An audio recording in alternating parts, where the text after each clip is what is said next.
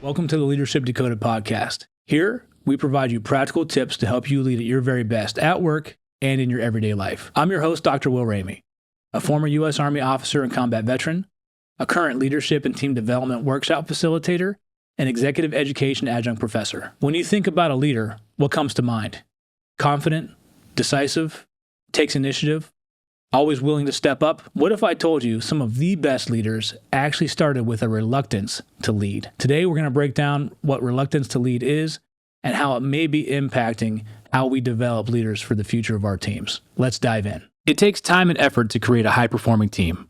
Leadership abilities is one of the most important areas to focus on for team development. Dr. Will Ramey understands the impact that leadership can have on team performance. He's led a wide variety of teams in the U.S. Army and corporate companies, from being a first-line supervisor to a senior-level leader. His programs focus on experiential learning for immediate application, transformational growth through mindset and behavioral shifts, and sustainable change to drive long-term success. If you're tired of traditional learning and development programs and are ready for a hands-on learning experience that will increase knowledge and provide practical application directly to your work environment, reach out today. Visit drwilliamramey.com to find a solution for your team. Dr. William Ramey, positive mindset, proactive approach, proven research. When we think about reluctance to lead, people may be shy. It might be a leader who really has influence, who has the ability to analyze information, who has the desire to lead, but they may not know how to get started, or they may be a little standoffish about, well, I don't know if, why me? Who am I? And so we think about reluctance to lead, what that really means. We want to recognize what that looks like in people, so that we can not overlook who we're developing to take on leadership positions. So before we get into this even more, head over to drwilliamramey.com. I've developed research-backed, evidence-based, from my experiences as well, a few guides to help you have difficult conversations, understand what leadership is and how to emerge into leadership, how maybe to reset your leadership abilities if you've stepped into a middle management or senior role, and how to practice empathetic listening. So all of these tools are developed for you for free to help you lead at your very best and help you accelerate your professional development. Reluctance to lead. It doesn't mean that someone can't lead. It doesn't mean that they won't lead. Reluctance to lead is really a form of ambivalence. Someone may feel both drawn to leadership but cautious about it. They care deeply. They want to serve, but that reluctance and that hesitation may be about maybe the power that comes with leadership, the burden that comes with leadership, the responsibility that comes with it. Maybe they don't want to be in the spotlight, but they still want to serve others.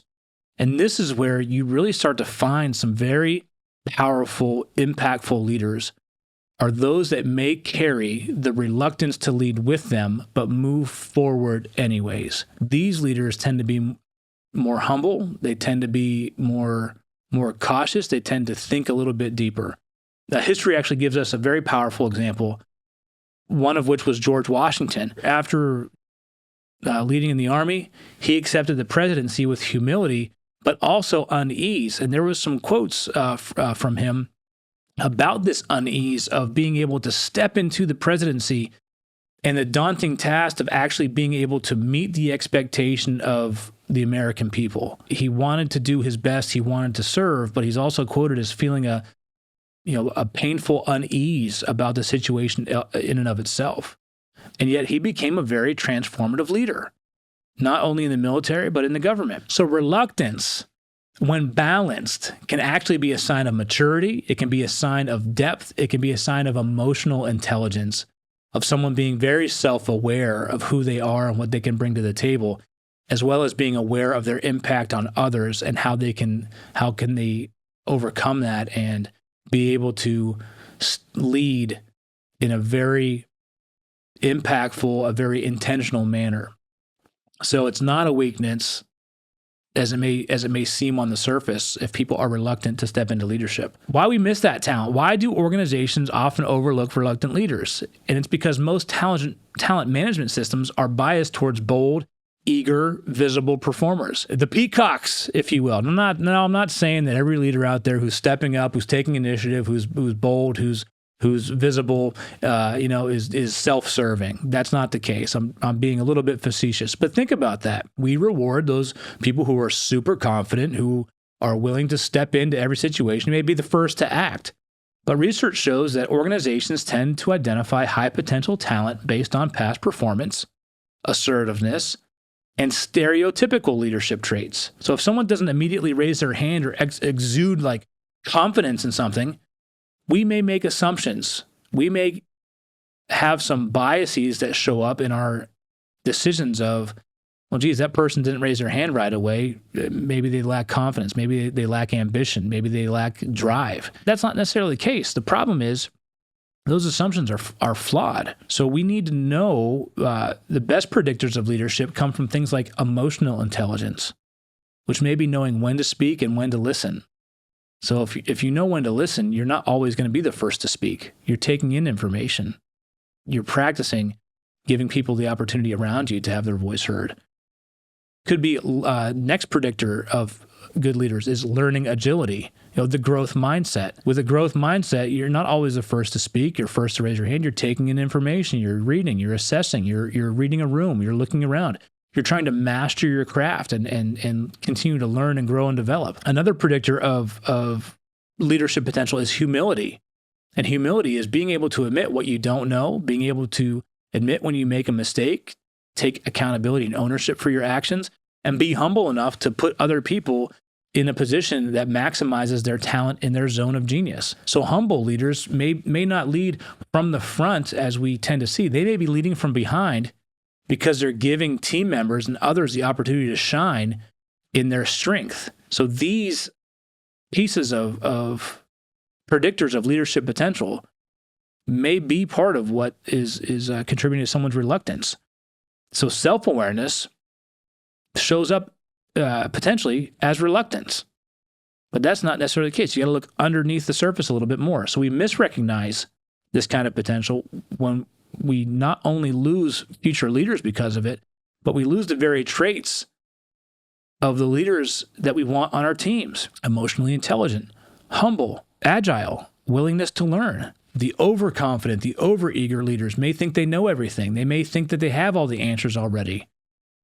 Over time, those types of leaders aren't the ones that we want to promote and lead and develop our people. So how does reluctance actually enhance leadership? And the surprising truth is that leaders with a moderate amount of reluctance, again, this has to be balanced.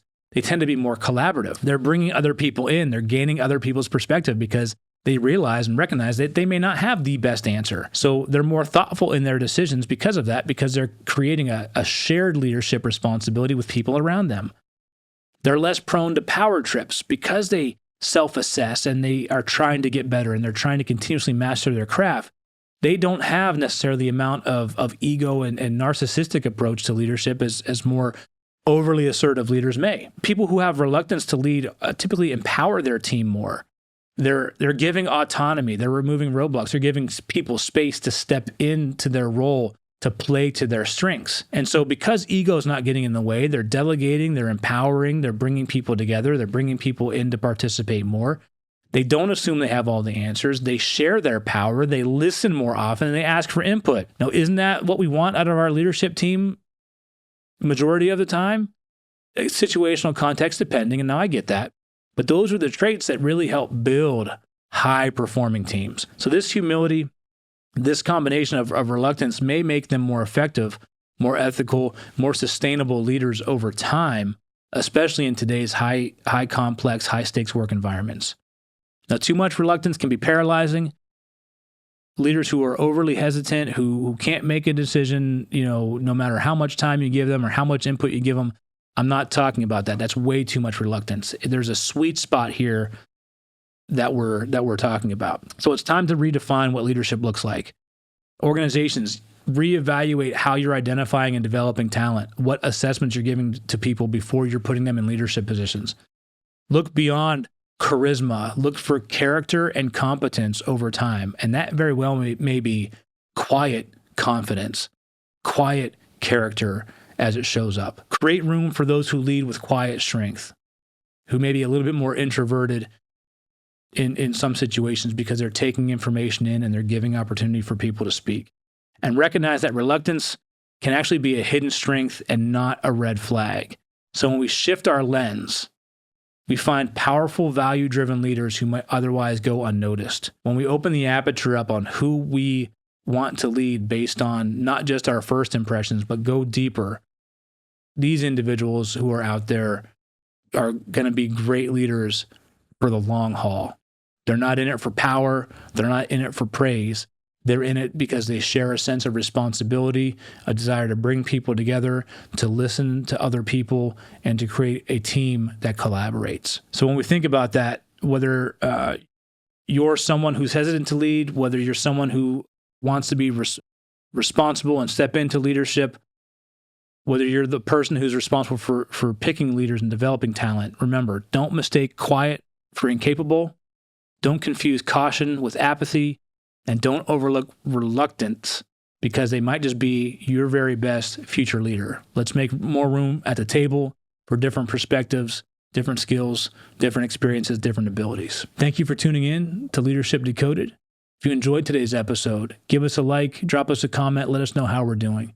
Share it with your fellow leaders so everyone has the opportunity to learn and be at their very best. Don't forget to head over to drwilliamramey.com and grab your absolutely free Leadership Reset Emerging Leader Guides to help you develop your leadership abilities, accelerate your growth, and lead with confidence. If you want to keep the conversation going, you can connect with me on LinkedIn at Dr. William Ramey, on Instagram at Leadership Decoded Pod or Will Ramey 1, or check out my YouTube channel, Leadership Decoded Podcast, where I drop a new episode each week. I also have shorts out there if you need a little bit of micro learning in your day. You can find opportunities to learn no matter where you're at. Take us on the go. Thanks for tuning in. I'm your host, Dr. Will Ramey, and I'll see you the next time you press play.